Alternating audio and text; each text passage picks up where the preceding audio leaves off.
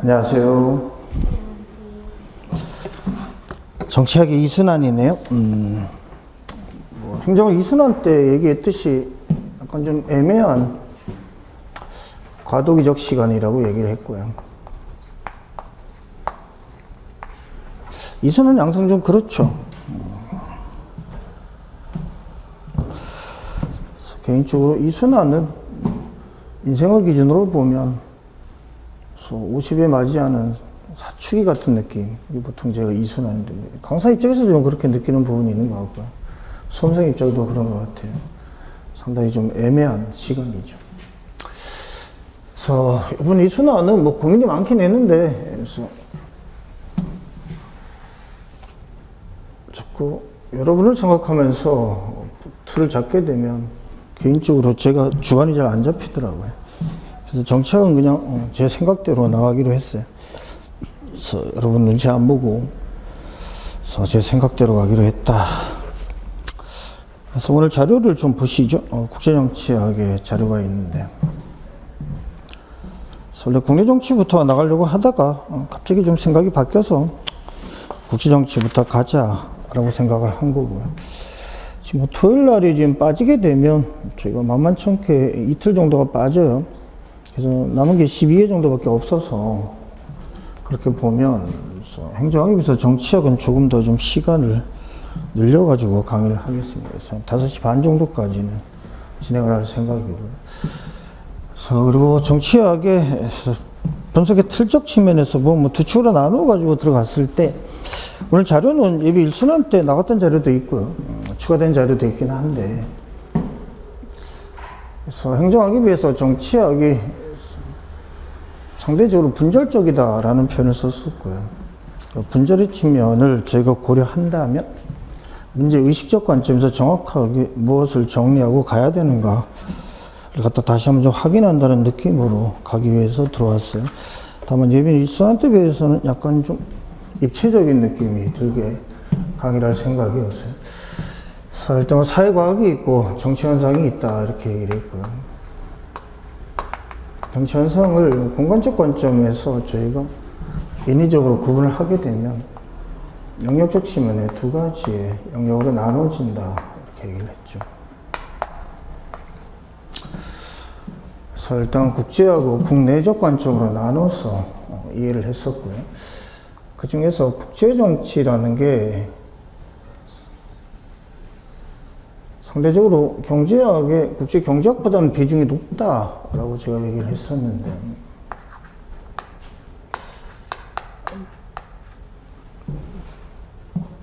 그럼에도 불구하고 별도로 봐야 되느냐에 대한 의문을 가지고 얘기한 적이 있어요. 별도로 봐야 되느냐 이 측면에서 보면 여러분 시간 되면 별도로 보는 게 좋겠죠. 최근에 경제학이 국제경제학이 필수처럼 신림동이 인식을 하고 있는데, 동일하게 정치학에서 국제정치학을 필수처럼 인식해서 공부를 해주면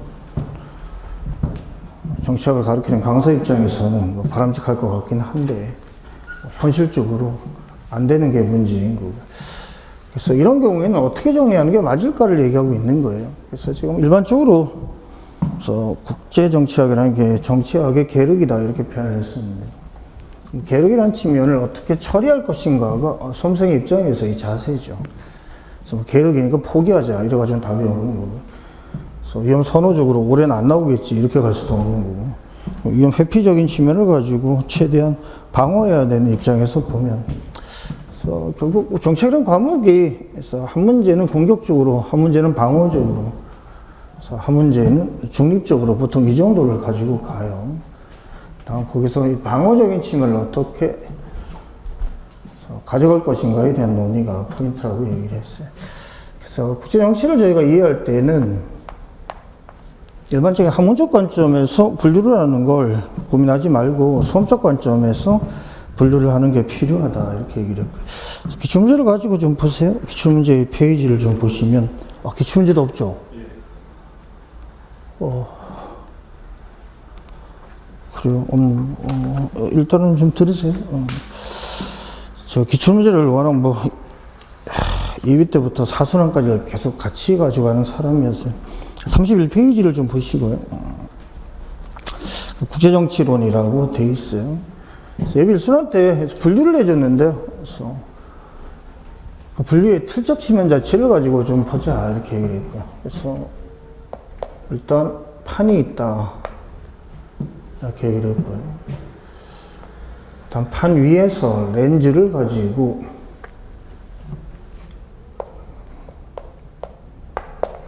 그래서 탑픽을 보는 거다 이렇게 얘기를 했었는데,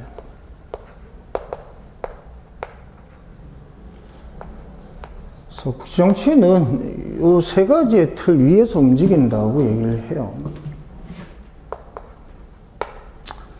그래서 판을 기반으로 해서 렌즈를 가지고 탑픽을 이렇게 얘기를 하죠. 그래서 결국 일반적인 사회과학적인 측면으로 저희가 접근을 해보면 렌즈라는 측면을 저희가 보통 분석의 틀이라고 얘기를 하고요.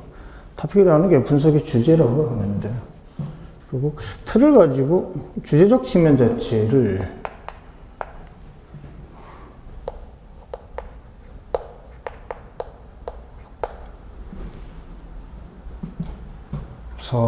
적용을 하는 거죠.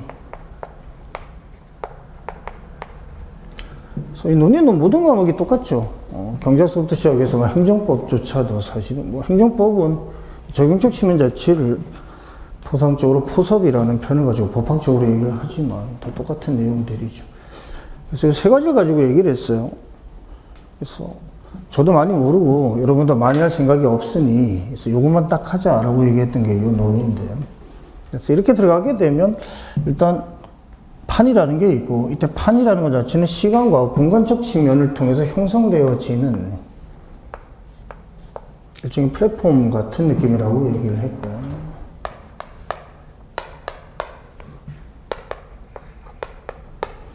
그래서 어떤 문제를 갖다가 저희가 접했을 때 문제 자체를 해석하는 방법론을 얘기를 하고 있는 거예요. 그래서 시간과 공간이라는 게 일단 논의가 되어지고, 요 위에서 이렇게 얘기하죠.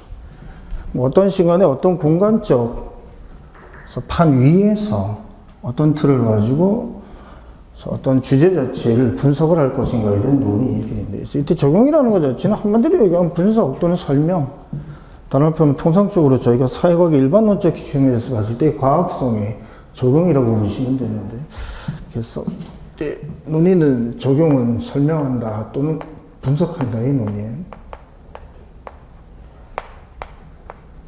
그래서 저희가 시험적 측면에서 정책이나 행정학이나 분석하라고 얘기하면 그 자체는 설명하라는 얘기인데, 다른 말로 표현하면 인과관계에 대한 논의죠. 즉 주제적인 측면, 탑픽적 측면에서 발생하고 있는 원인과 결과, 즉 현상으로 나타나고 있는 결과 자체에 대한 원인을 즉 틀을 통해서, 즉 렌즈를 통해서 분석을 해서, 그렇게 되면 이 설명적 측면 자체가 두 가지로 연결될 수 있다고 얘기했어요. 결국 사회과학적 측면에서 인과관계에 대한 설명이라는 것은 이 두 가지를 가능하게 만든다 이렇게 얘기합니다. 그래서 하나가 일단 뭐였어요? 기억나요?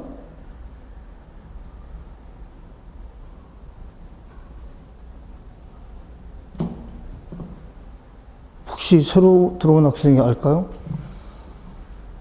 본인이 맞추면은 바로 그냥 영순위로 여기 제일 앞으로 자리를, 저희가 이게 권력 관계였어요. 자리가 앞에 있는 사람이 더 권력이 있을 것 같아요? 저 뒤에 있는 사람이 더 권력이 있을 것 같아요? 보통 국회는 그렇게 앉죠. 제일 뒤에 이렇게 앉아 있잖아요. 선수가 높은 사람이. 몰라요. 저희는 권력이 어떻게 지금 되는지 저도 모르겠어요. 내부적으로 권력 다툼이 있긴 한데, 설명이 있고 여기에 자 분석이 있을 때 두 가지죠. 이게 사이언스라고 얘기하는 과학성 측면에서 사회과학의 일반적인 목적이라고 제가 얘기했었는데, 사회과학의 목적은 여기 기본 축이라고 얘기했어요. 물론 전 단계가 있죠. 뭐가 있죠? 기술, 디스크립션이라는 게 있었는데, 그렇게 보면 저희가 이걸 하는 이유는 사실은 두 가지 때문이에요. 이게 뭐가 있고요? 예측이라는 게 있고, 거기에 따라서 뭐 통제.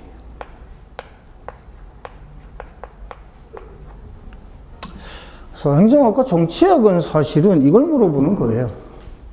구조가. 그러니까 어떤 문제든 간에 저게 기본적인 틀이거든요. 그러니까 이걸 통해서 이거하고 이거 하자는 얘기거든요. 그래서 그러니까 그게 국내 정치든 국제 정치든 아니면 행정 현상이든 간에 다 똑같은데 기본 논리는 다 여기서 출발을 하게 되죠. 그래서 틀이라는 게 이 설명과 분석을 하는 도구적인 측면을 가지는 거고요. 그래서 이걸 통해서 주제적인 측면에서 타픽적 관점에서 나타나고 있는 원인과 결과의 관계적 측면을 갖다가 저희가 적용을 한 다음 거기서 나오는 인과관계적인 측면을 통해서 미래적인 예측과 그리고 미래적인 통제적인 측면을 저희가 구현한다. 이게 기본 틀이죠. 그래서 이게 시험적 관점에서 어떻게 표현되어지느냐의 논의거든요. 그러니까 문제를 저희가 읽을 때 이걸 어떤 식으로 읽을까에 대한 기본적인 구조를 저희가 보여주고 있는 건데요. 그래서 이게 기본적인 논의예요. 그래서 가장 먼저 사실은 해야 되는 게 물론 중요해요. 틀이 중요하고 주제가 중요하겠지만 가장 중요한 건 판이죠. 그러니까 이 판의 변화라는 게 정말 중요한 건데, 그래서 이 판의 변화를 저희가 분석을 할 때 시간 공간적인 측면을 가지고 분석을 하고 시간 공간적 측면 자체를 갖다가 다시 세부적으로 구성을 하게 되면 판은 이렇게 얘기했어요. 판을 빼가지고 저희가 한번 생각을 해보면, 그래서 오늘 아마 먼저 읽어봤으면 오늘 자료가 그래서 판의 논이라는 걸 아마 예측을 했을 것 같긴 한데 예측이 됐으면 그나마 예비일선을 잘 따라오는 거고, 그래서 아무 생각 없이 그냥 앉아가지고 날짜만 보고 하고 앉아 있었으면 잡아먹히는 거고, 그래요. 그러니까 문제를 잡아먹느냐 아니면 문제 잡아먹힐까의 싸움인데, 그래서 예측이 어느 정도 가능해야 되는 수험도 똑같아요. 저희가 배운 거지. 예비일선을 갖다가 배웠으면 그걸 가지고, 그죠? 저 인간이 어떻게 할 것인가 예측이 가능해야 되는 건데, 그 예측 과정 본질은 뭘까요? 자료 보면 알거든요. 오늘 뭐가 나올 거지? 제가 워낙 내일 뭘 할지도 모르는, 저도 모르는 사람이긴 한데, 근데 어쨌든 판이라는 걸 일단 깔아보자에 대한 논의고, 국제정치든 국내정치든 정치학이든 행정학이든 어쨌든 사회과학 이 두 과목적 관점의 가장 핵심은 이 판을 읽는 데서 출발하는 거예요. 그래서 고수는 이게 포인트죠.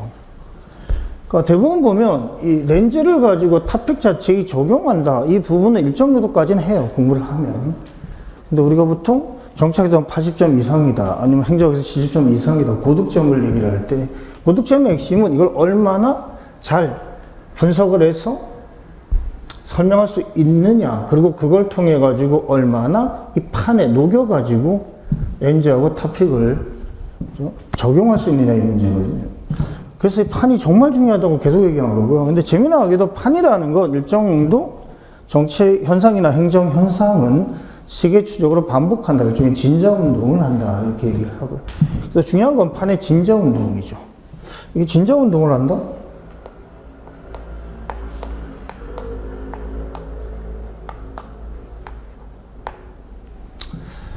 그래서 이 진자 운동에서 일단 나눠야 되는 게 뭐냐면요.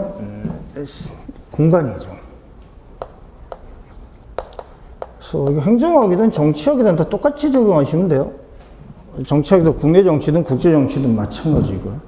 그러니까 전 과목을 사회과학을 제가 배우고 있다면 그게 행정학이 됐든 정치학이 됐든 심지어 경제학이 됐든 더 나아가서 법학이 됐든 법학은 사회과학의 틀을 유추 적용하면 되는 거거든요. 그래서 네, 이렇게 들어갈 때 보편성과 특수성의 측면에서 일단 공간을 나누자. 여기서 얘기를 했어요. 그리고 또 하나의 공간적 측면이 있는데, 그래서 공간은 일단 두 개가 있다는 걸 잘 생각하셔야 돼요. 전적으로 요거만 자꾸 생각을 하는데, 보편성과 특수성을 가지고. 다음 공간은 원래 두 가지의 축이 있죠. 그래서 수직적인 축이 있고, 수평적인 축이 있다.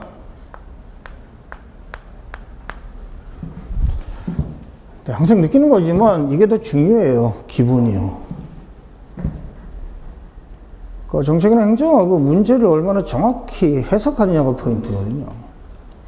네, 최근에 해석이라는 개념이 사라지긴 했는데 공부의 양의 측면에서 질의 측면에서 마찬가지긴 한데 얼마 공부를 안 하니까 정책 행정을 해석이라는 표현 쓰기조차도 사실 좀 민망하긴 한데 근데 정확히 따지면 문제를 정확히 해석하는 데서 들어가는 거거든요. 근데 이 해석이라는 건 양가로 1, 2, 3의 양가로 1, 2의 연결성을 가지고 저희가 보는 거고요. 물론 양가로 0까지를 포함해서 에 대한 논의인데, 그 측면에서 가장 먼저 문제를 우리가 읽을 때 어떻게 구분해야 되느냐, 즉 문제 자체를 필터링할 수 있는 일종의 여과지인데, 그렇게 보면 이쪽이 글로벌 차원이라고 얘기했고요, 아래쪽이 로컬 차원이라고 얘기를 해요. 그럼 글로벌이 있고 레벨이죠. 글로벌 레벨이 있는 거고요, 로컬 쪽엔 레벨이 있는 건데,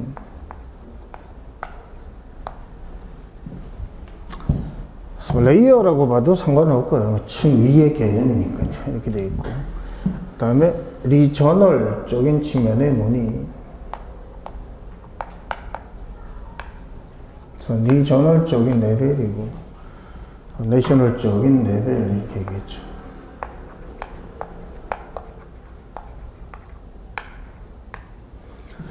그래서 일단 문제가 나오게 되면 국제 정치는 사실은 이 수직적인 층위가 상당히 중요하게 작용을 하고요. 국내 정치는 말 그대로 뭐 이거 안에서의 논의죠. 내셔널 또는 로컬적인 측면, 가끔 뭐 로컬이 나오긴 하는데, 그래서 내셔널 측면이 기본 틀이다라고 얘기를 합니다. 그리고 우리 보편성과 특수성은 통상적으로 국제정치학 관점에서 보면 뭐의 측면이 강하다고 얘기했고요, 리저널의 측면이 강하다 이렇게 얘기를 해요. 그래서 보편성의 측면이 일반적으로는 리저널이 강하다. 그래서 이 보편성은 리저널을 기본축으로 하고 내셔널까지가 결합되어서 보통 보편성과 특수성의 축 이렇게 얘기를 하죠.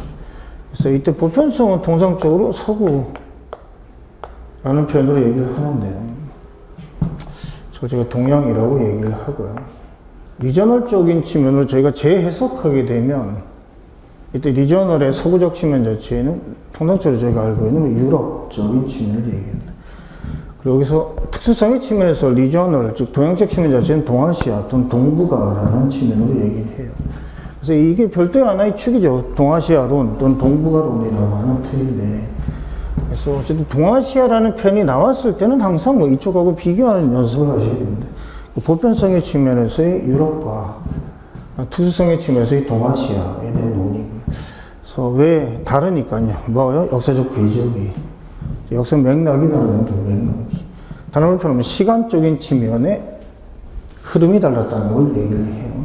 그래서 이거만 가지고 따지면 일단 판에 뭘 얘기한 거죠? 공간을 얘기한 거예요, 공간.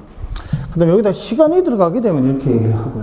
시간적 측면을 어떻게 보면 분류하느냐에 대해서 뭐 다양한 틀이 있긴 한데, 역시 뭐 저희 입장에서는 수험생이니까 기출문제를 기준으로 했을 때 어떻게 나누는 게 가장 기출문제에 적합하게 분석하냐에 대한 논의만이 있는 거죠. 그래서 이게 판, 공간적 측면의 판이고, 이걸 시간적인 측면으로 저희가 포석을 하게 되면 어떤 식으로 들어갈까? 시간은 이렇게 생각을 해보죠. 자, 이게 전체적으로 봤을 때 논의가 진행이 될 때 시간을 어떻게 잡을까? 시간은 첫 번째 이렇게 잡을 수가 있죠. 제가 통상적으로 서구를 기준으로 해서, 왜 저게 서구의 시간이 일단 뭐가 되니까요, 보편성의 틀이거든요. 그럼 그들이 잡으는 서구의 시간을 가지고 일단 저희 갈 수밖에 없어요. 한국 입장에서 어차피 여기 뭐 말단에 있으니까. 그러면 서구의 시간을 기준으로 해서 일단 분류를 하는 거죠. 서구의 시간을 분류할 때 시간 분류를 어떻게 하지? 편의성에 따라서 여러 가지로 나누긴 하는데, 통상적으로 보면 서구적 측면의 시간을 논의할 때는 다시 이런 식으로 수직 구조를 다시 잡아요. 이렇게 잡은 다음에 생각을 하죠. 서구의 시간적 측면에. 그래서 판에서 시간을 따로 빼볼까요? 판에서 시간이다.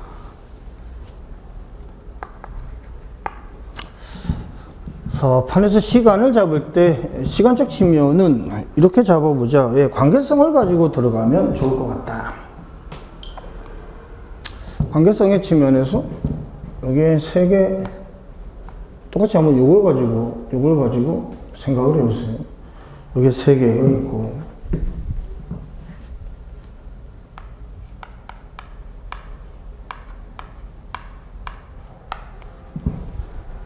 그러면 여기가 지방이 있고요.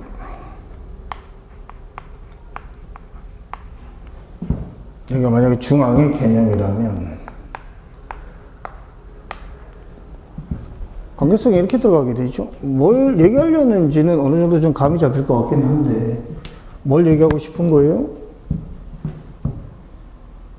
응? 뭘 얘기하고 싶은 걸까? 조금만 이렇게 모양을 틀어놓으면 예비 1순환한테 했던 거 그냥 그대로 반복을 할까요? 순환이 지나간다는 건 입체화되어진다는 걸 의미를 하는데 이렇게 제가 그려놓으면 화살표가 그죠? 바깥으로 나가냐 안쪽으로 들어오냐의 문제 가지고 계속 얘기를 했어요. 관계성을 가지고 보면 이렇게 들어가게 되죠.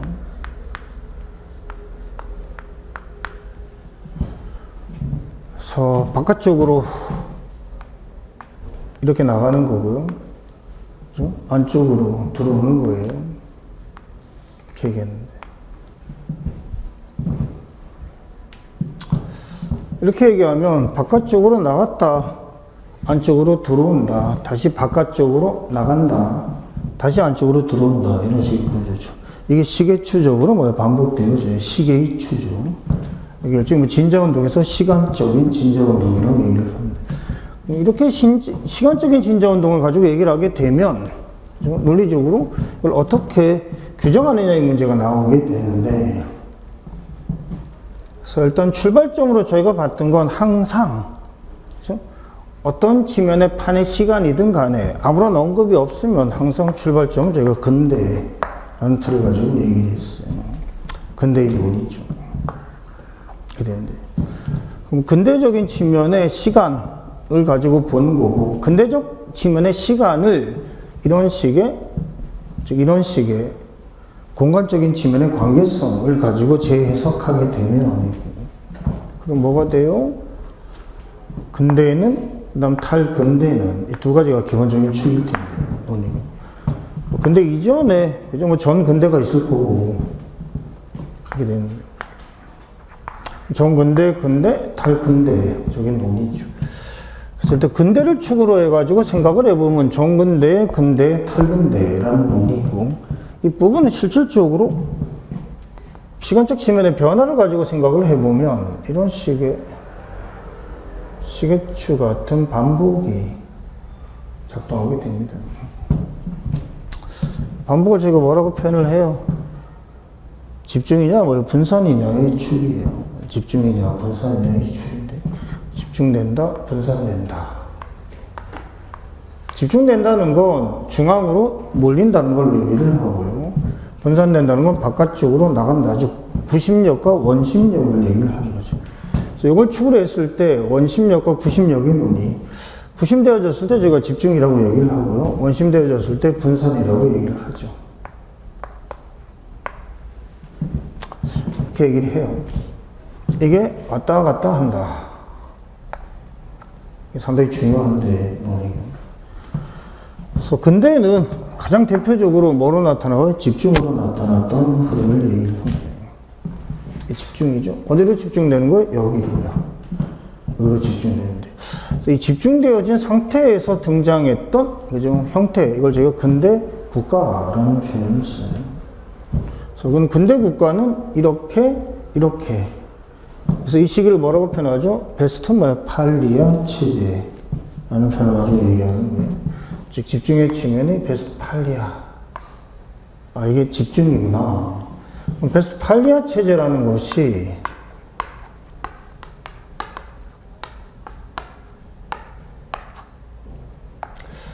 이렇게 시간이 돼가지고 내용적인 측면을요. 그래서 저희가 국내 정치 논의할 때 그죠 돌아가잖아요. 그죠? 어디로 돌아가요? 근원으로 자꾸 돌아가거든요.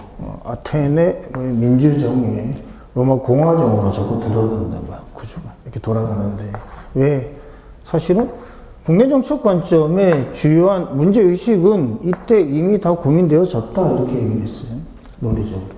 뭐 이게 근대라는 시간을 만나면서 일정 정도 변형은 있었겠지만, 그 근대 입장에서 수용할 수 있었던 틀은 이 두 가지 중에 하나거든요. 논리적으로.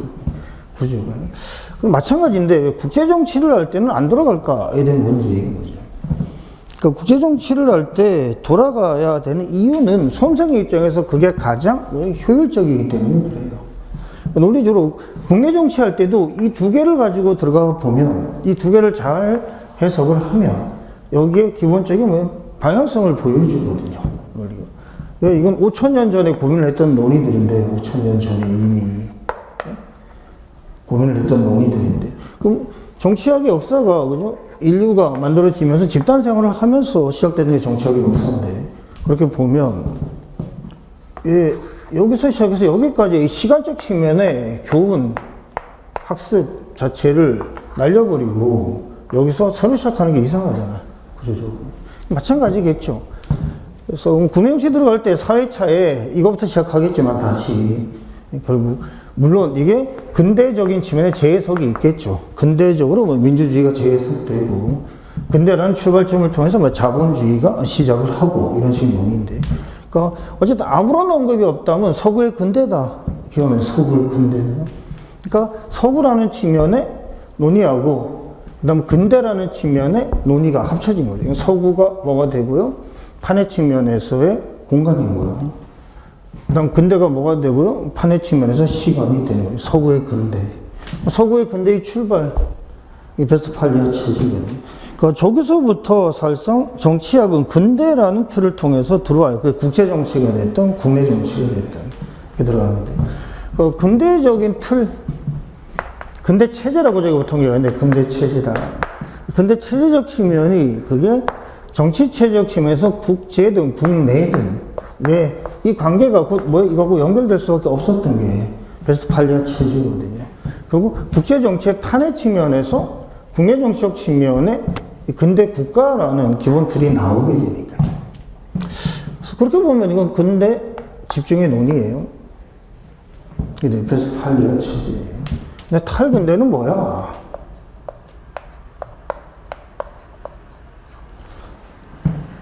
집중에 대한 분산의 시대죠.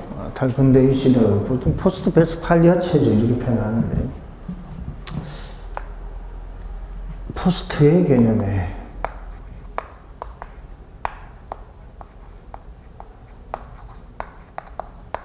일단 크게 이 두 개로 나눈 다음에 다른 기준을 통해서 세분화하는 과정이 필요하다 이렇게 얘기합니다. 그래서 가장 거시적인 틀을 일단 만들어 놓고 그걸 중간에 촘촘하게 세우는 건데, 가장 중요한 게 일단 가장 큰 틀을 세우는 거죠. 포스트 베스트팔리아 체제에서 이렇게 돼요.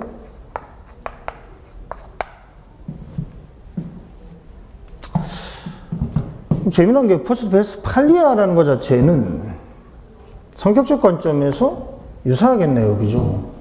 뭐하고요? 근대 전하고 유사하겠죠. 그렇지 않을까요? 근대 전과 유사할 텐데. 이게 왜 시계적으로 반복한다면서요. 그죠? 항상 생각해야 되는 게 왜 자꾸 과거로 거슬러 올라가냐 이렇게 생각을 해보면, 왜 과거를 알아야지 미래가 보이죠. 특히 정책 경쟁은 그런데 시간이라는 걸 기본적으로 그죠? 배제하고 공간 이런 걸 배제해서 딱 실험실에 딱 가둬놓는 게 미시경제학이거든요. 근데 미시경제학 하다가 정책 행정하면 돌아버리는 거잖아요. 왜? 복잡해지잖아요. 복잡해져요. 왜? 아니 무슨 판이 있는데 일단 판부터 봐야 되는데 렌즈하고 토픽은 나중에 문제고 판부터 일단 읽어야 된다고 얘기하니까 돌아버리는 거죠. 왜? 판을 안 읽는 것만 해도 얼마나 편한 거예요. 미시경제학이. 그 실험실에서 판 자체가 없거든요. 물론 그것도 판이라고 한다면 할 말은 없죠. 단일한 판이죠. 시공간에 관계없이 영원한. 그렇잖아요? 그러니까 경제학자들이 좋아하는 게, 경제학 강사들이 좋아하는 게 트리니티라고. 그게, 구조적으로. 왜 영원 불멸해? 근데 저희 입장에서 보면 영원 불멸이 어디 있어요? 그렇게 보면, 자, 이거는, 여기에도 있었겠네가 되죠? 여기에도 있었겠네. 그 다른 말로 표현하면, 이게 다음은 뭐가 될까요? 집중이 되지 않을까요? 구조적으로. 결국 집중과 분산이 왔다 갔다 한 거예요. 그죠? 그럼 저희가 가장 먼저 읽어야 되는 건 뭐죠? 지금 어느 시대지 이거죠. 지금 어느 시대지? 집중과 분산에서 어느 시대예요? 집중과 분산에서 어느 시대냐? 지금 뭐로 끌고 갈 건지에 대한 좀 고민이 필요한 건데 이거 쭉 간 다음에 여기 마지막에 뭐가 나올까요? 오늘 자료 1페이지가 나올 거예요. 오늘 자료 1페이지가. 네? 오늘 자료 1페이지가 나오는데 예, 카의 모멘트가 나올 거라고. 그 카 모멘트가 보여주는 거잖아요. 그죠? 최소한 뭐 보여줘요? 서구. 서구의 뭐 시간. 지금 우리가 참고할 수 있는 우리가 다시 뭐요? 과거로 돌아간다면 참고하고 싶은 교훈을 얻고 싶은 학습하고 싶은 그 시간으로 가는 거죠. 왜? 이게 왔다 갔다 하니까. 그럼 시계초로 반복이 되어질 때 우린 지금 어디에 있지? 어디에 있지? 이거죠? 어디에 있지? 그래서 이게 가장 큰 논의다라고 얘기를 하고, 자, 지금은 특수성은 전혀 얘기를 안 하고 있는 거예요. 특수성은 얘기를 안 하는 상태에서 서구에 서구. 보편성만 가지고 지금 들어가면 보편성만 가지고 들어간다. 보편성만 가지고 들어갔을 때, 자, 일단 구조가 이렇게 나오는 거죠. 그게 다른 말로 표현하면 근대 국가와, 그죠? 탈근대 국가적인 측면의 시간적 흐름을 얘기하나 봐. 근데 이걸 가지고 이렇게 들어갈 때 분석적 관점에서 이 두 개를 가지고 매칭을 시키는 거죠. 이건 상대적으로 토픽하고 연결되어 있음에도 불구하고 워낙 중요한 토픽이어서 토픽으로 취급 안 하는 느낌이 강한데 국제정치에서는 그래요.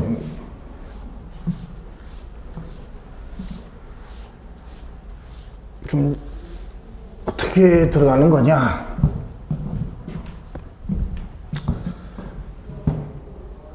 베스트팔리아 체제와 포스트 베스트팔리아 체제적 측면에 요만큼의 시간적 흐름을 저희가 일반적으로 다뤄요. 지금은 사실은 뭐 이 이후적인 논의가 나오고 있죠.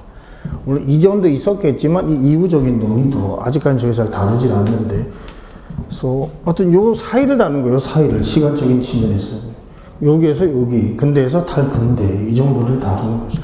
이 관점에서 이걸 다루면서 주제적 관점에서 들어오는 게 두 가지의 논의인데,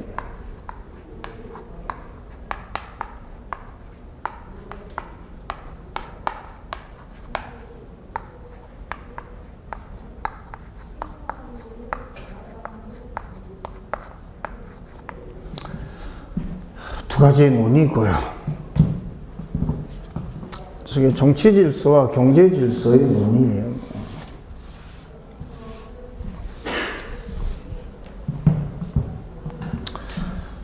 통상적으로 보면 제가 국제 정치 경제 이렇게 표현하듯이 두 개는 밀접하게 연결되어 있다. 국내 정치도 마찬가지죠. 정확히 얘기하면. 그래서 정치학은 정확히 하면 정치 경제학이라고 제가 계속 얘기를 하는데, 특히 국제 정치학의 입장에서 보면 국제 정치 경제는 국내 정치 경제에 비해서 훨씬 밀접한 연계성을 가지고 있어요. 그리고 항상 얘기했지만, 그래서 경제가 선체한다 이런 표현을 쓴 적이 있죠. 이게 먼저 움직이거든요. 항상 보면. 그래서 이게 움직이고 나타난 뭐 뒤치다거리 뭐 이런 식으로 제가 얘기를 했었는데, 그죠? 그렇게 들어가요. 이게 들어오게 되면 사실은 뭐의 개념이 등장하죠? 국가라는 개념이 등장을 합니다. 그러니까 저희 국가라는 측면이 등장을 해요. 즉 경제 질서와 정치 질서를 규율하는 일종의 권위체적인 성격의 국가, 이게 들어오게 되는데, 그래서 행정학과 정치학이 사학도 마찬가지인데 일반적으로 저희가 시대를 구분을 할 때, 시간적인 흐름을 구분을 할 때 뭘 기준으로? 근대 국가의 출발점을 기준으로 이렇게 들어오게 되죠. 근데 이건 두 개에 의해서 지탱되어진다 이렇게 얘기를 하고요. 기억나세요? 그래서 근대 국가의, 그래서 근대 국가적 측면에서의 조종의 메커니즘이라고 얘기를 하는데, 이 메커니즘을 뭐라고 표현했고요? 자본주의. 그 메커니즘 뭐라고 했죠? 민주주의. 행정으로 뭐가 돼요? 관료제. 세 가지가 기본적인 틀이거든요. 그럼 어쨌든 여기서 서구의 근대, 자 서구를 기준으로 놓고서 근대라는 시간을 저희가 출발점을 놓고 보면 국가적 측면에서 근대 국가의 자본주의와 민주주의 그리고 관료제죠. 행정학 처음 들어갈 때 예비든 일순환이든 이순환이든 얘기했던 게 자본주의 그리고 민주주의, 관료주의 그중 관계성이 문제죠. 그래서 행정학이 어려운 건 기어에 있어서 그래요. 기어에 있어서 그런데 왔다 갔다 하거든요. 중간에서 어느 쪽의 힘이 더 강하냐에 따라서 왔다 갔다 하게 되는데, 그래서 이걸 지탱했던 관료주의, 그래서 국가의 축으로서의 관료주의, 정치학은 이걸 다루지 않아요. 그걸 다루지 않는데 행정학에서 워낙 중요했죠. 뭐 어제까지 행정학에 들긴 했는데, 이게 출발점에서 봤던 민주주의와 관료주의의 관계라는 틀이. 조직론적으로 보면 민주주의와 관료주의, 인사행론적 측면에서 본다면 여권주의와 실적주의. 이게 재무행정론적 측면에서 본다면 이렇게 얘기했는데, 재무행정론에서 어제 끝났죠? 뭐라고 얘기했어요? 혹시 기억나요? 젊을수록 단기 기억은 없어지죠. 그죠? 어제 얘기했는데, 어제 뭐라고 얘기했어요? 재무적인 측면에서 뭐라고 얘기해요? 응? 기억나요? 정치와 행정관계잖아요. 정치와 행정관계. 단 정책은 이걸 다루지 않아요. 다루지 않는데 결국 이게 무슨 얘기일까요? 자본주의든 민주주의든 관료주의든 그죠? 최광적 관점의 거버넌스라고 제가 얘기를 했어요. 거버넌스인데 이런 표현을 정치학이 한 문제를 제외하고는 잘 쓰진 않지만 사회가 일반적으로 봤을 때 거버넌스인 거 아니냐 이렇게 얘기죠. 근데 거버넌스라는 것 자체는 경제 질서 하에서의 거버넌스인 거고, 정치 질서 하에서의 거버넌스인 거고, 행정적인 질서 하에서의 거버넌스의 관료주의인데, 근데 구조적으로 이렇게 들어가죠. 그래서 이게 이 틀을, 그래서 이 거버넌스 논의가 정책에 딱 한 번 나와요. 한 번 나오는데, 그래서 이 거버넌스를 어떻게 쓰고 있는 건지에 대한 고민이 좀 필요하죠. 그러니까 행정학에서 거버넌스를 정말 많이 다루는데, 원래 정치학이나 사회학에서 다루던 개념적인 측면을 행정학이 가장 잘 활용하고 있을 뿐이에요. 그들만의 논리도 움직이고 있는데, 이거 두 개 축이죠? 이렇게 들어오게 돼요. 만약에 저게 연결되면, 자, 이거 한 세팅 개념으로 들어가게 되면, 시간적 측면은 이렇게 가게 되죠. 서부에. 자, 여기까지가 들어오게 되면, 틀이 같아지거든요. 국내 정치하고 국제 정치가 별로 다르지가 않아요. 시간적인 흐름이. 그래서 이걸 잘 정리를 하셔야 된다고 얘기를 했고, 그래서 여기가 자, 이 두 개를 기준으로 해서 잡고 들어갈 때는 서구라고 얘기했어요.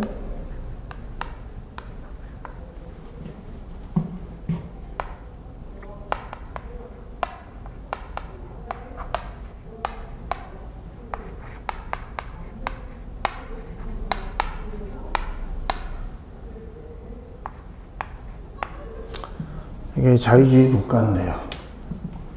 자유 개념은 두 가지가 조합되는 거겠네요. 그죠? 자유주의 국가죠.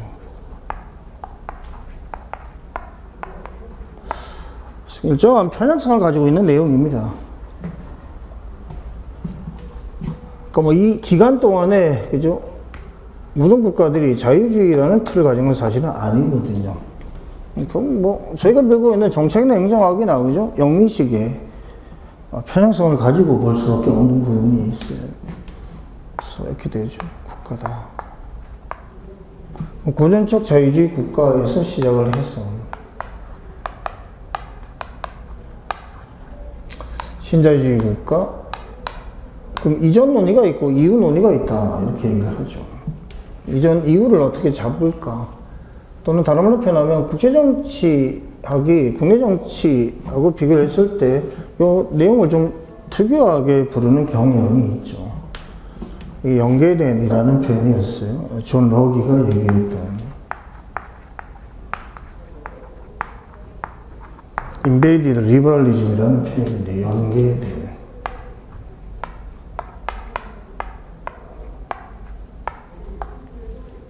이렇게 들어가죠. 그리고 신자유주의 국가다.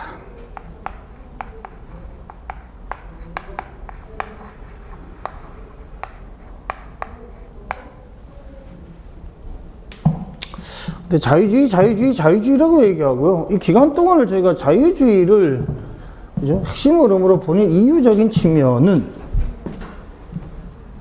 자유주의의 국제 질서 자체를 뒷받침하는 가장 핵심적인 국가의 토대 때문에 그래요. 이렇게 얘기하고.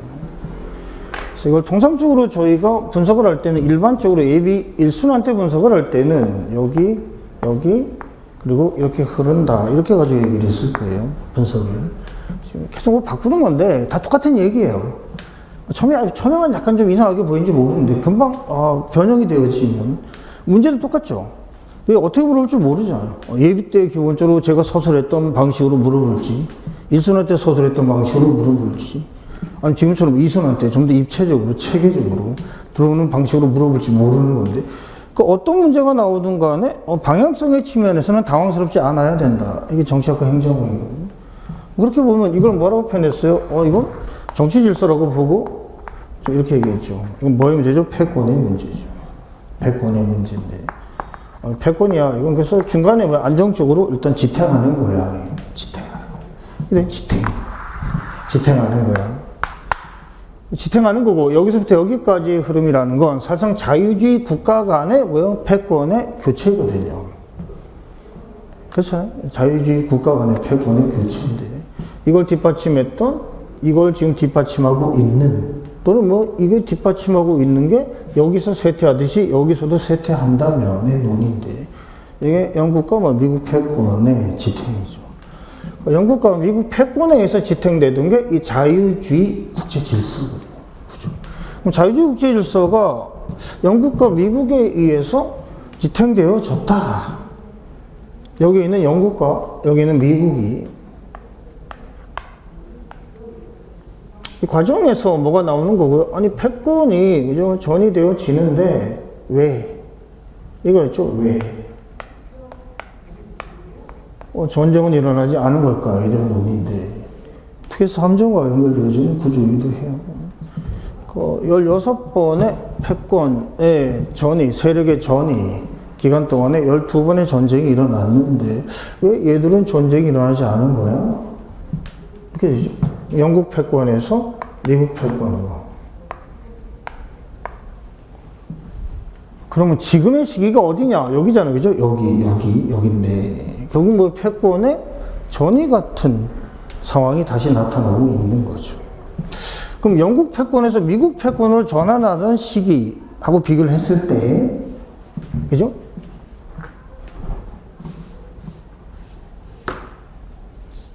여기에 만약에 중국이라는 애들이 기다리고 있다면의 논이죠. 패권의 논인데.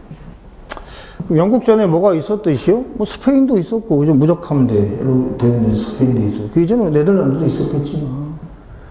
그럼, 이게 스페인이 있었어요? 스페인까지 일단 이렇게 들어오는데, 이건 패권의 측면이네. 보통 패권은 정치를 가지고 다루는데. 그러면 여기에서 여기로 갈 때 시끄러웠는데 그럼 여기에서 지금 여기로 가는 건 어떻게 되는 거지? 여기서 저기 유추할 수 있는 거죠. 영국에서 미국 패권으로 넘어갈 때 그죠? 이 시기가 중요했어. 이건 내 중요했어. 왜 중요한 거죠? 그 당시로 중요했는지 모르겠지만 저희 입장에서야 재해석할 수 있는 시간이었어요. 재해석할 수 있는 시간. 뭐를요? 이걸 이렇게 갔던 거잖아요. 그럼 이렇게 가는데도 여기서 나타났던 현상을 분석을 하면 여기서 나타날 수 있는 현상을 분석하는데 상당히 도움이 될 거라는 얘기예요. 구조적으로. 그걸 지금 저희가 보자는 얘기예요.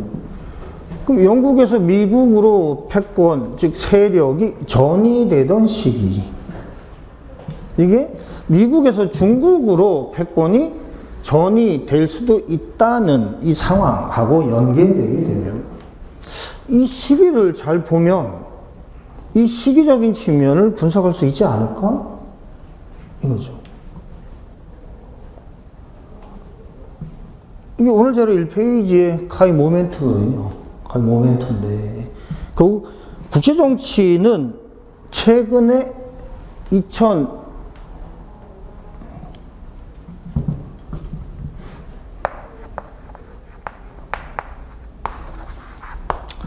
그래서 2020년을 기점으로라고 제가 얘기한 적이 있어요. 2020년을 기점으로. 국제정치는 뭐 판이 바뀌었다 이렇게 얘기하거든요. 판이 바뀌었다고 이해하는 건 그죠? 학문적으로 그런 건 아니고요. 뭐가요? 시험의 판이 바뀌었어요. 시험의 판이. 시험의 판이. 단어로 표현하면 그 이전까지의 시험의 출제 패턴과 그 이후적인 측면의 시험의 출제 패턴이 뭐 엄청나게 달라졌냐? 아니요. 렌즈하고 타픽은 똑같아요. 렌즈하고 타픽은 똑같아요. 렌즈하고 타픽. 뭐 렌즈가 변하겠어요? 뭐 타픽이 변하겠어요? 다 거기서 거기지. 그러면 렌즈적 관점에서 저희가 보기에는 통상적인 뭐 4개의 렌즈가 여기 있는 거고, 타픽적 관점에서 보이는 통상적인 6개의 타픽이 있는 건데, 이렇게. 그럼 국제정치 현상적 측면을 드러내는 저희가 분석으로 주요 대상으로 보이는 6개 정도의 타픽이 있고, 그게 이 4가지의, 그죠? 가장 거시적인, 메타적인 분석들에 의해서 분석이 되어지는 건데, 이거는 안 변해요. 안 변하는데, 문제는 뭐죠? 이게 변하는 거죠. 뭐가요? 판이. 다른 말로 표현해볼까요? 판이 바뀐다는 건 현상적 측면이 뭐 크게 달라지겠어요. 그죠? 6개의 타픽은 맨날 똑같아요. 뭐 환경 문제 맨날 있는 거고, 그렇잖아요? 안보 문제 매번 있는 거고, 힘의 문제, 권력 문제 매번 있는 거고, 여기 뭐 달라요. 평화, 전쟁 맨날 일어나는 거고. 근데 이게 달라지진 않거든요. 단지 이 부분은 뭐의 문제인지 현상이에요, 현상. 다른 표현은 이 부분이 중요해져요. 뭐에 중요해? 이건 기술이에요, 기술. 뭐 디스크립션. 무슨 일이 일어나고 있는 거야? 그러니까 사건만이 변할 뿐 타픽이 변하는 건 아니라고요. 그래서 여기서 타픽에서 중요한 건, 뭐냐면 기술이에요, 기술. 무슨 일이 일어나고 있지, 지금? 이게 일종의 스토리텔링을 담당하거든요, 스토리텔링을. 뭐 조금 알아야지 얘기를 하죠, 논의가. 그러니까 인권 문제가 없었던 건 아닌데, 그죠? 인권 문제가 없었던 건 아닌데, 왜, 태초부터 인권 문제는 있었겠죠. 단지 저기 인권이라고 규정한 지가 얼마 안 되는 건데. 인권 문제가 없는 건 아닌데, 이 인권이라는 문제가 막 여기에 있는데, 그럼 현재적 관점에서 가장 인권 문제에서 부각되는 주제가 뭐야? 이거였거든요. 이게. 그래서 뭐가 나오는 거야? 뭐, 미얀마 사태 이런 게 나오는 거죠. 기초문제적 측면에서. 이게 기술이에요, 기술. 디스크립션. 그러니까 타픽은 사실은요, 고정되어 있어요. 단지 문제는 뭐냐면요, 현상적 관점에서 가장 최근에 부각되고 있는 게 뭐지? 이거예요. 논리적으로.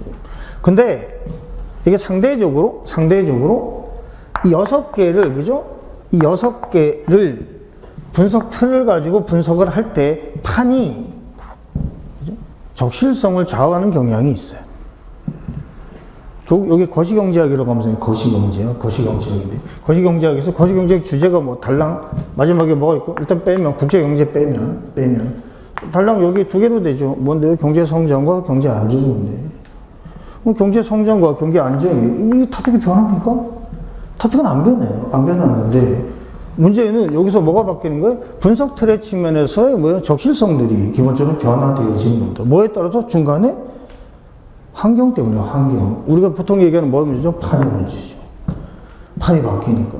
판이 바뀌니까 적실성이 왔다 갔다 하잖아요? 여기 고전학파가 있고, 여기 케인즈 학파가 있고, 그죠? 여기 루카스 비판이 있고, 여기서 세고전학파가 있고, 여기 세케인즈 학파가 있는데, 구조가. 이게 뭐 이론이 변합니까? 이론 저기 그냥 있는 건데. 문제는 뭐냐면, 얘가 변해서 그래, 얘가 변해서. 제가 변하니까 판이 변하니까 구성이 똑같은 건데, 판의 변화에 따라서 적실성이 달라지는 거죠. 결국 저희는 이론적 관점에 저 틀이라는 건 핵심이 뭔데요? 자, 판을 거쳤을 때 어떤 틀이 이 주제적인 측면 자체를 누가 더 잘 설명하느냐에 대한 싸움이거든요, 결국. 마찬가지 아니야? 행정법도 마찬가지지. 행정법 여기 뭐가 있는데 학설적인 논의들이 있어요. 학설적 논의가 여기 있는데, 그죠? 근데 판례도 변경되잖아요, 그죠? 학설도 변했는데 구조가 그 변화는 뭘 통해서 나타나는 거죠? 판의 변화를 통해서 나타나겠죠, 구조가. 대표적으로 한번 생각을 해볼까? 가장 많이 변화되어진 대법원 판례, 변경된 판례론이 이렇게 들어가면 마찬가지거든요. 그러면 정치학적 관점에서 저희가 생각을 해보면 왜 정치 들어갈 때 제가 그렇게 얘기했어요. 예비 1순위 때도 계속 반복했지만 제발 그 1페이지에 나와 있는 그 논문을 잘 정리를 하세요. 제발. 이 논문 하나의 정리가 정말 중요합니다. 라고 얘기를 했던 거고, 논문을 꼭 정리하라고 했어요. 정리. 왜? 그게 자연스럽게 나와야 되거든요. 저희가 국내 정치를 분석을 할 때 보는 아테네 미정과 로마 공화정에 대한 이해, 그리고 근대 국가에 대한 이해만큼 중요해요. 국제 정치에서는. 왜? 이게 익숙해야지 자연스럽게 판을 읽는데, 용어적인 측면이 쉽게 나오거든요. 스토리텔링이. 쉽게 얘기하면 게 술술술 얘기할 수 있어야 된다는 걸 얘기하는데 그만큼 많이 봐야죠. 그래서 이순환 자료들은 모르겠어요. 그래서 1월달, 2월달 해서 뭐 얼마 남진 않았지만 저희 끝나고 나가지고 50일 정도가 남을 것 같은데 빛을 볼 때까지 그냥 하루에 시간을 좀 내가지고 1시간 정도 계속 읽어보세요.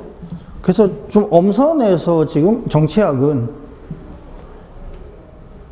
행정학은 플러스 알파 좀 보충적인 측면으로 들어간 건데 정치학은 엄선해서 나눠드린 거예요. 엄선해서. 이거 좀 읽어보시라고요. 읽어보시는데. 근데 오늘 판을 잡는데 지금 오늘 나간 자료가 어떻게 배치되는가를 좀 잘 생각해 보셔야 돼요. 그걸 가지고 감을 잡는 게 일단 포인트인 거예요.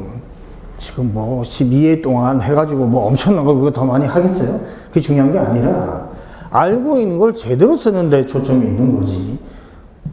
내가 뭐 중에서 분량은 가장 적은 게 정책이라고 계속 얘기했어요. 그럼 가장 적게 만들려면 어떻게 해야 되지? 가성비를 높여야 되는 건데 가성비 높이려면 제자의 의도를 파악해야 되죠. 제자의 의도는 뭘까? 그걸 어떻게 적은 걸 가지고 많이 보여줄 수 있을까? 그래서 이걸 통해서 연결되어지게 되면 이건 지금 뭘 얘기한 거죠? 정치 질서의 변화를 얘기를 한 거예요. 이 기간 동안의 정치 질서의 변화인데 정치 질서의 변화라는 걸 뭘 통해서? 패권국의 존재라는 걸 통해서 들어가고 있고, 왜? 패권국의 존재적인 측면이 여기에는 이제 암묵적으로 뭐가 깔려 있어요? 렌즈의 편향성이 깔려 있는 거예요. 렌즈의 편향성이. 물론 이걸 그렇게 설명하지 않아도 돼요. 자유주의 국제 질서가 유지되어진다. 자, 왜 만들어지고, 왜 유지되어지고, 왜 쇠퇴되어지는가에 대한 설명은 렌즈적 관점에서는 4개의 각각의 설명이 다 들어올 수 있습니다. 근데 여기 지금 암묵적으로 뭘 전제한 거죠? 현실주의의 렌즈라는 걸 전제하고 들어온 거예요. 그 중에 뭘 전제한 건데? 패권 안정이론이라는 걸 전제한 거예요. 거기에 세력 전이론이라는 걸 전제를 한 거예요. 두 개가 뭐지? 여기 녹아 들어가 있죠. 여기 지금 녹아 들어가 있어요? 녹아 들어가 있는데 어쨌든 정치 질서를 논의를 할 때 일단 이렇게 가정하자. 즉, 현실주의 렌즈를 가지고 일단 박아두자. 왜? 출발점이 저희가 뭐니까요? 카거든요. 이게 즉 카인데. 뭐의 출발점이 되죠? 현실주의 출발점이 됐던 카예요. 그럼 이렇게 들어오죠. 그럼 이게 지금 정치 질서예요? 그럼 여기에 뭐가 연결된 거죠? 경제 질서가 연결되어지는 거죠. 경제 질서 연결될 때 이렇게 표현했잖아요. 이렇게 들어가는데. 자, 이게 정치 질서예요? 자, 이게 경제 질서입니다. 그럼 국제 경제 질서를 분석할 때는 일단 뭐가 필요하다? 두 개의 분류가 필요하다. 똑같이 들어가죠. 국제 경제학에서도. 이건 뭐요? 무역 질서고, 이건요, 금융 질서고. 국제무역론, 국제금융론 구조. 무역 질서, 여기 금융 질서, 무역이 있어요, 여기 금융이 있어요. 이걸 단지 이렇게 돼 있던 걸 이렇게 바꾼 거예요. 바꾼 건데. 그럼 여기에 이 자유주의, 국제 질서라고 하는 그 중에서 경제 질서. 적인 측면에 뭐가 있을까요? 흐름의 변화가 있겠죠. 구성이. 여기에 고가 있고, 여기에 연계den이 있고, 여기에 신이 있는 건데, 이렇게. 그렇죠. 그 무역 질서가 이렇게 갈 거 아닙니까? 이렇게, 여기서, 이렇게 갈 거고요. 구성이. 여기서, 여기로. 여기서, 여기로. 이 두 개는, 그죠? 완전히 같이 가죠? 이것도 같이 가요. 이건요, 일정 정도 분리돼요.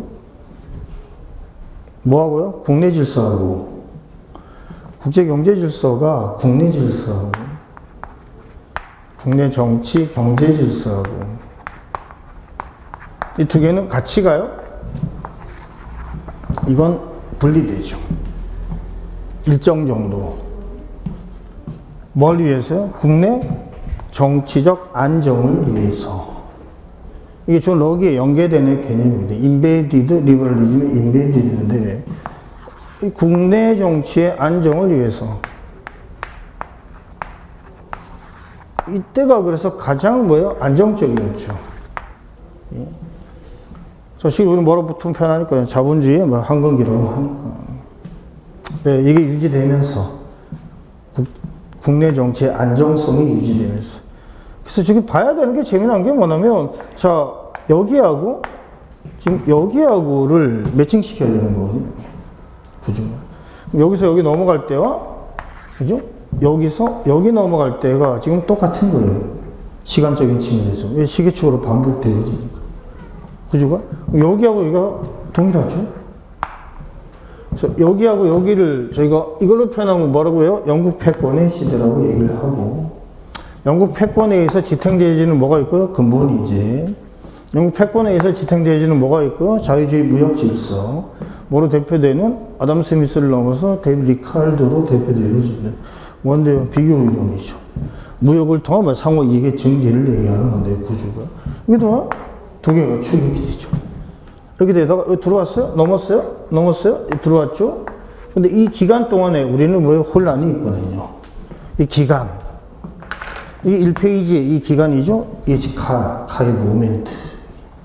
저 기간이 기간. 이 기간. 이 기간.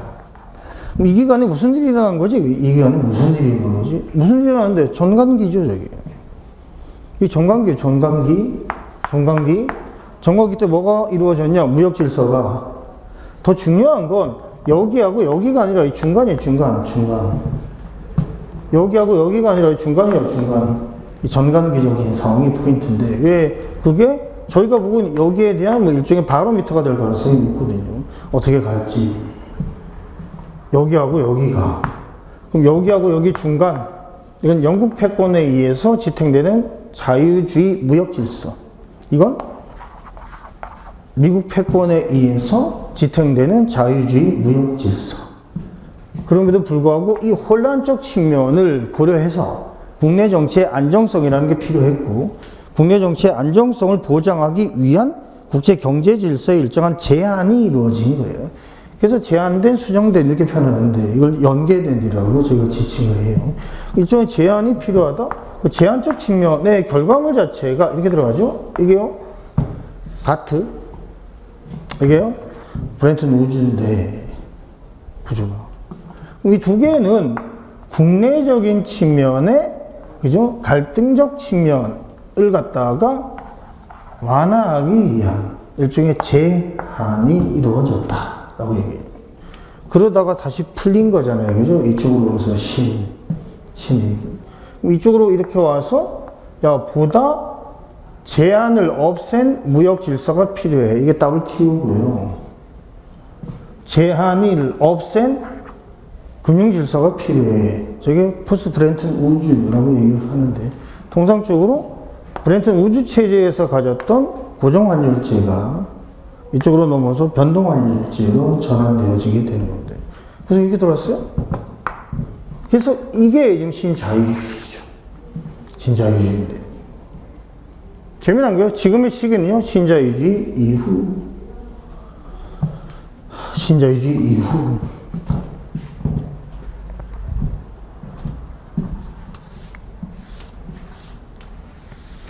그래서 신자유주의 이후의 시기죠. 신자유주의 이후는 고전적 자유주의 이후의 연결과 매칭되어져 있는 겁니다. 고전적 자유주의 이후에 연계된 자유주의가 등장하기 전까지의 시간이 신자유주의가 쇠퇴하고 있는 지금의 상황과 같다. 그게 1페이지 논문의 핵심이거든요. 핵심인데. 그래서 저거만큼 잘 정리한 논문이 없다라고 얘기를 했어요. 논문을 많이 보는 건 중요한 건 아니고, 꼭 필요한 논문을 반복적으로 보는 게 중요한데, 판을 읽는 데에는 그거만큼 좋은 논문이 없어요. 어떻게 보든 간에. 그래서 여기 자유주의 국제질서라는 걸 잘 정리를 하셔야 돼요. 자유주의 국제질서는 재미나게도 자, 이 패권이 존재하고 있고 경제 질서적 측면에서 변화가 나타나고 있는 건데 두 가지가 있다고요. 하나는 무역 질서가 있고 하나는 금융 질서가 있는데 그냥 변형을 시켜서 볼게요.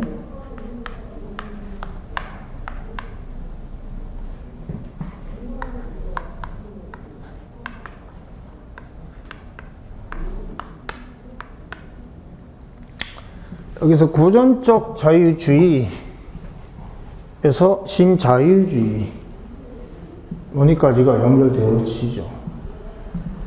여기서 자유주의적인 무역 질서를 대표하는 아담 스미스적인 논의와 데이비드 리칼도의 논의인데요. 비교 이론이라고 얘기를 해요.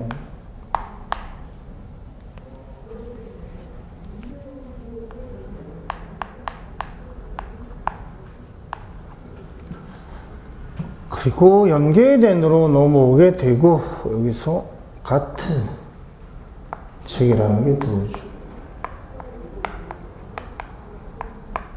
그리고 WTO로 연결되어지게 되고요. WTO 체제는 도하 라운드 이후에 더 이상 사실은 작동되고 있진 않아요. 네, 뭐가 됐든 간에 어쨌든 이 세 가지의 논의는 뭘 얘기하죠? 자유주의 무역 질서라는 걸 지탱하고 있어요. 그럼 여기 중간, 그리고 앞으로의 미래. 이건데. 중간에 뭐가 등장할까? 이게 포인트잖아요. 그죠? 중간에 뭐가 등장할까요? 무역 질서 관점에서 본다면요? 뭐가 들어요? 자유무역에 대한 뭐가 들어오죠? 보호무역이 들어오겠죠. 요즘 보호무역이 여기 있는 거예요, 보호무역이. 여기 보호무역. 뭐로 대표되는? 혹시 기억나? 여기 뭐로 대표될까요? 여기요? 응? 여기 트럼프 현상. 브렉시트 현상이죠. 트럼프 현상과 브렉시트 현상이 여기 있잖아요. 이 시간적인 측에서 여기 있잖아요. 여기 지금. 뭐 이유인데요? 신자유주의 이후. 이게 다 기출문제들이거든요? 자, 이 기출문제가 최근에 2020년 이후의 기출문제를 이 판이 얼마나 잘 설명하는지를 인식하게 되면 이 판에 대한 믿음이 생겨요. 뭐가 나오든 간에 그냥 이 안에서 노는 거네. 쉽게 얘기하면 부처님 손바닥에 손오공이거든요. 이 안에 있어요, 이 안에 있는데. 그러니까 뭐가 나올지도 사실은 예상이 가능해요. 그게 수험이죠. 학문이야, 그게 안 되는 거고. 근데 수험은 예측이 되는 거예요, 예측이 안 되는데 뭐로 수업을 들어요? 예측하는 방법을 안 가르쳐 주는데 수업을 왜 듣습니까? 나 혼자 읽는 게 낫지. 그러니까 요새 시험장에 안 들어오죠. 안 들어오는데, 혼자 읽으나 들으나 맨날 점수 똑같고. 굉장히 정치하기. 근데 시간이 이렇게 가요. 근데 항상 생각해야 되는 건 뭐냐면 이 빈 공간들이에요. 빈 공간. 지금은 저 빈 공간의 시기가 더 중요해요. 저희 입장에서. 왜 여기 있어요? 저희가 지금 여기 안에 빈 공간 여기 있어요. 여기에 WTO가 붕괴된 이후 WTO 붕괴되면서 뭐가 들어오게 돼요? 다자주의적 틀이 무너지기 시작하고 다자주의를 하더라도 지역적으로 한정되어지고 더 나아가면 뭐요? 국가 대 국가 FTA죠. 자유무역 협정이라고 하면 FTA. 이게 좀 그나마 좀 넓어지면 리저널한 납타라든가 아펙이라든가 이런 식으로. 근데 이게 사실은 이 자유주의 무역 질서의 가장 핵심적인 틀인 다자주의 틀을 무너뜨리고 있는 거예요. 거기다가 여기서 더 나가면 깡패가 나와. 깡패. 누가 내요? 트럼프. 깡패. 예? 뭐? FTA? 없어. 저희 FTA가 미국하고 그저 발효되어 있는 국가예요. 관세가 없어요, 원래 자동차 관세가. 근데 갑자기 들어와서 뭐 다 때리겠다는 거잖아요. FTA 무시. 이런 말도 안 되는 세상이 어딨어, 이런 말도 안 되는 세상이. 그냥 자기가 만들면 다 뭐예요, 법이에요, 법. 저게 무슨 인간인지 잘 모르겠는데, 어쨌든. 그러니까 미국 국민들이 그렇게 생각하고 있다는 거겠죠. 그죠? 아, 맞아. 우리는 그렇게 살아야 돼. 왜? 우리 힘이 세잖아. 뭐 국제 정치가 뭐 있습니까? 힘으로 뭐 규정되어지는 거지. 예? 까불면 맞는다. 이거고. 베네수엘라가 지금 상당히 위험하죠. 좀 더 까불면 지금 침공당하게 생겼어요. 세상에. 백주 대낮에 두들기겠다는 거죠, 지금. 두들기. 경찰도 없어.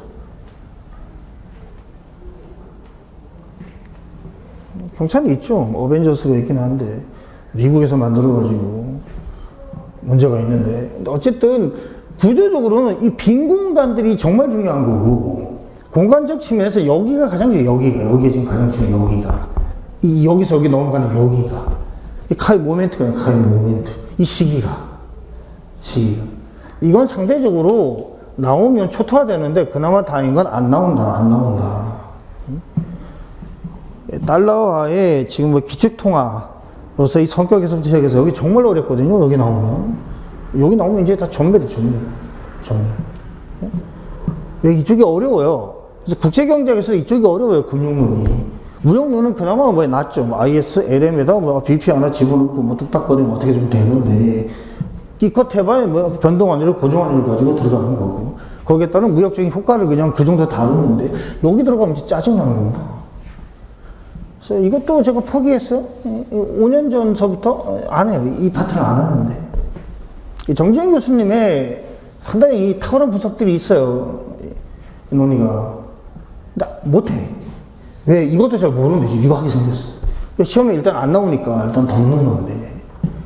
그럼 여기 이제 근본이제, 이건 국제경제학에서 그나마 여러분이 좀 나아요. 배워서. 나은데. 근본이제가 있고.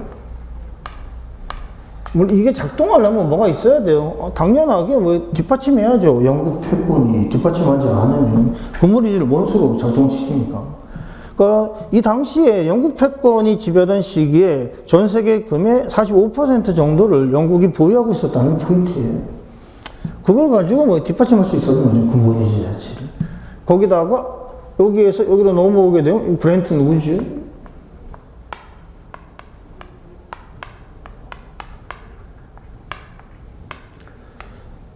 존 메이드 케인즈가 상당한 역할을 하긴 했는데, 케인즈가 주장했던 대로 되진 않았어요. 여러분 알기로는 존 메이드 케인즈인데, 케인즈 아니고 케인즈. 그리고 포스트 브렌튼 우주. 이걸 포스트라는 표현을 붙이는 게 맞는가에 대한 의문도 사실 있습니다. 브렌튼 우주 체제 1, 그래서 브렌튼 우주 체제 2. 이렇게 규정하는 학자 논의가 오히려 더 바람직한 것 같긴 한데, 이걸 포스트 표현을 붙이는 게 이게 맞나? 어쨌든 뭐, 일반적으로 포스트라고 붙이니까 일단 붙이면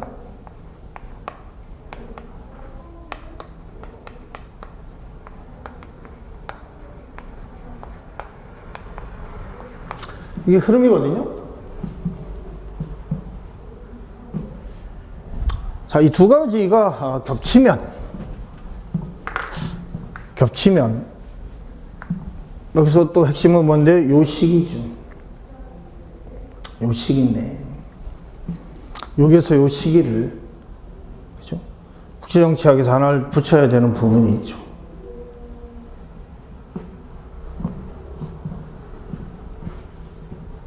하나를 추가해야 된다는 얘기예요. 추가해야 된다. 그래서 요 파트를 가지고 들어오게 되면, 여기서부터 여기까지를 가지고 들어오게 되면 다시 하나의 시간적인 흐름이 나타나게 돼요.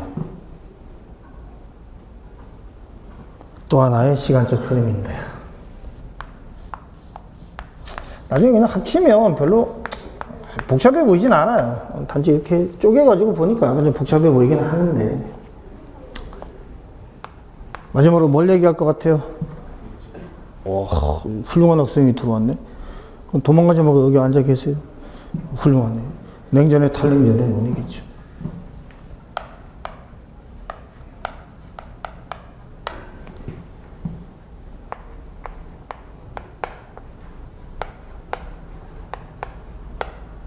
이 구조예요. 냉전의 탈냉전인데